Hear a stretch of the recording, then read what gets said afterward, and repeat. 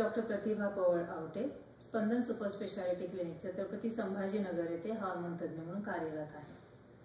मधुमेह व्यक्तींमध्ये रक्तातील साखर कमी होते, ज्याला आपण म्हणतो हायपोग्लायसेमिया, ज्यामुळे जीवाला धोका होतो। मागील भागामध्ये आपण रक्तातील साखर कमी होणे, हायपोग्लायसेमिया म्हणजे काय, त्याचे निदान कसे करायचे, त्याची लक्षणे काय आणि त्याचा त्वरित इलाज कसा केला पाहिजे याबद्दल जाणून घेतलं आहे। आजच्या भागामध्ये हा हायपोग्लायसेमिया किंवा रक्तातील साखर कमी का होते, त्याची काय कारणे आहेत आणि हे मला कसं टाळता येईल याबद्दल आपण जाणून घेणार आहोत। तर पहिलं म्हणजे उपवास करणं। भारतीयांमध्ये बरेचसे उपवास असतात, जसे की नवरात्रीचा उपवास आहे, श्रावण महिन्यातले सोमवार आहेत, एकादशीचा उपवास आहे किंवा रमजानचा उपवास आहे। अशा वेळी उपवास करत असाल आणि औषधी त्याच प्रमाणात चालू ठेवले, मात्र आहार कमी झाला तर रक्तातील साखर कमी होते।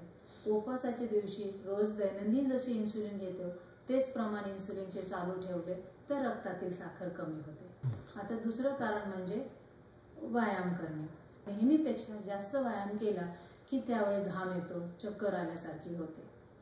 त्यामुळे ज्याही व्यक्तीने व्यायाम करायचा त्याने व्यायामापूर्वी रक्तातली साखर तपासली पाहिजे आणि ती 100 पेक्षा कमी असेल तर स्नॅक्स घेणं, जसे की 3-4 बदाम घेतले किंवा मी दूध घेतलं किंवा प्रोटीन शेक घेतला आणि मग व्यायामाला गेलं तर हा हायपोग्लायसेमिया होणे आपल्याला टाळता येतं। किंवा नेहमीपेक्षा जास्त व्यायाम करण्याचे आज माझा विचार असेल तर नक्कीच साखरेवरती लक्ष ठेवणं आवश्यक आहे ग्लुकोमीटरच्या सहाय्याने। पुढचं साखर कमी होण्याचं कारण म्हणजे डॉक्टरांनी काही औषधे लिहून दिलेली असतात, म्हणजे सुरुवातीला साखर 300-350 आहे किंवा माझी सरासरी साखर 11% आहे, त्यावेळी जास्त पॉवरची औषधे दिलेली असतात, जसे की सल्फोन्युरिया किंवा इन्सुलिनचा डोस जास्त असतो। पण तो दिलेला डोस व्यक्ती 2 महिन्यासाठी दिला असेल तर 4 महिने 6 महिने आहे तसाच डोस कंटिन्यू केला जातो।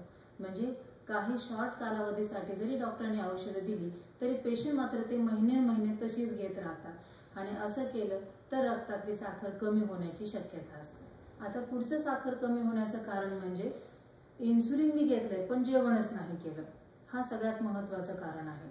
मी नेहमीचा इन्सुलिनचा डोस घेतला तर डॉक्टरांनी काही सूचना दिलेल्या असतात की इन्सुलिन टोचल्यानंतर आजच्या काळातली नवीन इन्सुलिन घेतलं तर टोचलं की लगेच जेवू शकता, किंवा जुन्या काळातलं इन्सुलिन घेतलं तर इन्सुलिन टोचल्यानंतर 15 ते 30 मिनिटांमध्ये तुमचं जेवण झालं पाहिजे। पण बऱ्याचशा व्यक्ती आधी इन्सुलिन टोचून घेतात, नंतर कळतं अजून जेवणच तयार नाही, मग 1 तास जर वेळ निघून गेला इन्सुलिनमध्ये आणि जेवण सुरू करण्यामध्ये तर साखर कमी होण्याची शक्यता असते। त्यामुळे ज्याही व्यक्तीला इन्सुलिन सुरू आहे अशा व्यक्तीने आधी आपलं ताट तयार करायचं, मगच इन्सुलिन टोचायचं, म्हणजे इन्सुलिन घेतल्यावर मी लगेच जेवणार आहे याची खात्री होते।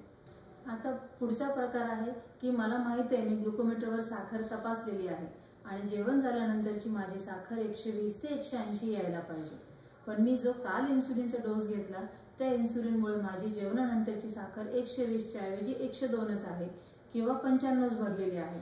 अशा वेळी इन्सुलिनचा डोस तोच घ्यायचा नाही, त्याचं प्रमाण कमी करून घेतलं पाहिजे, म्हणजे आपल्याला हायपोग्लायसेमिया टाळता येतो। तर अशा पद्धतीने आपण जर ह्या सगळ्या कारणांचा अभ्यास केला आणि हे टाळलं तर नक्कीच आपल्याला रक्तातील साखर लो होणं टाळता येईल। मग याचे प्रतिबंधात्मक उपाय काय ते आपण जाणून घेऊ। पहिलं महत्त्वाचं घटक म्हणजे वेळेवर जेवण करणं। म्हणजे काय, प्रत्येक व्यक्तीने सकाळी नाश्ता घेणं गरजेचं आहे। बऱ्याचशा व्यक्ती सकाळी फक्त चहा घेतात आणि नंतर लगेच दुपारी जेवण करतात, त्यावेळी रक्तातली साखर कमी होण्याची शक्यता असते। त्यामुळे सकाळचा नाश्ता हा एक महत्त्वाचा घटक आहे आणि दर 4 तासांनी पोटामध्ये अन्न गेलं पाहिजे।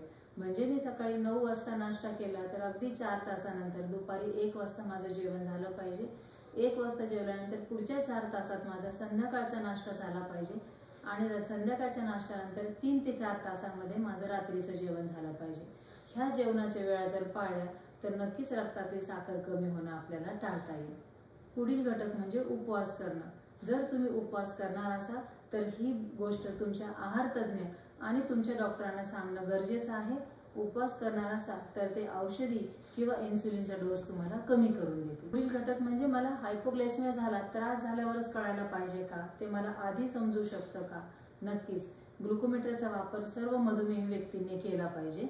हायपोग्लायसेमिया म्हणजे रक्तातली साखर 70 पेक्षा कमी होणे, पण आपण सांगतो उपाशी पोटीची साखर 70 ते 130 आणि जेवणानंतर 2 तासाची साखर 120 ते 160 किंवा 180 पर्यंत असायला पाहिजे. पण साखर ही यापेक्षा कमी असेल तर लक्षणे येण्यापूर्वीच ग्लुकोमीटरच्या सहाय्याने आपल्याला आधीच कळते की माझी साखर कमी होत आहे.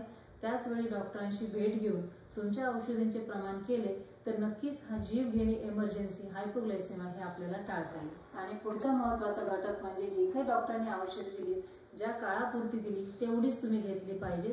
त्यापुढे ती कंटिन्यू करायची नाही. तो काळ झाला की रक्तातले साखरेचे प्रमाण पुन्हा तपासा आणि साखर नियंत्रणात आली असेल तर औषधांचे प्रमाण, इन्सुलिनचे प्रमाण डॉक्टरांच्या सल्ल्याने कमी करून घ्या. तर सार म्हणजे जेवणाशिवाय इन्सुलिन नको, म्हणजे इन्सुलिन टोचलं की मला जेवण घेणं आवश्यक आहे.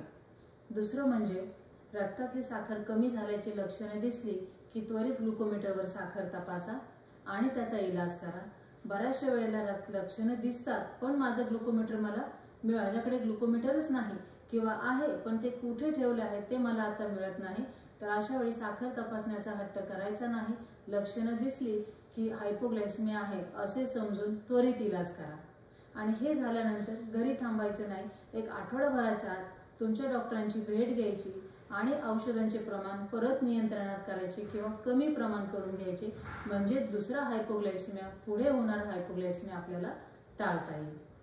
आणि हे जर टाळायचं असेल तर प्रत्येक मधुमेह व्यक्तीने घरी ग्लुकोमीटर ठेवले पाहिजे आणि नियमितपणे साखर तपासली पाहिजे. आणि जेव्हा माझी साखर ठरलेल्या लेवलपेक्षा कमी आहे असं वाटलं की त्याच वेळी डॉक्टरांची भेट घेऊन तुमच्या औषधांचे प्रमाण बरोबर करून घेतले पाहिजे, म्हणजे हा हायपोग्लायसेमिया हे आपल्याला टाळता येईल. तर आजच्या भागात आपण मधुमेह व्यक्तीमधील रक्तातील साखर कमी का होते, त्याचे कारणं आणि ते कसे टाळता येतील याबद्दल आपण चर्चा केली. या व्हिडिओमुळे नक्कीच तुम्हाला तुमच्या मधुमेह नियंत्रणामध्ये आणि हायपोग्लायसेमिया टाळण्यामध्ये मदत होईल अशी अपेक्षा आहे. या व्यतिरिक्तही तुमच्या काही शंका असतील तर नक्कीच तुम्ही आमच्याशी चर्चा करू शकता. धन्यवाद.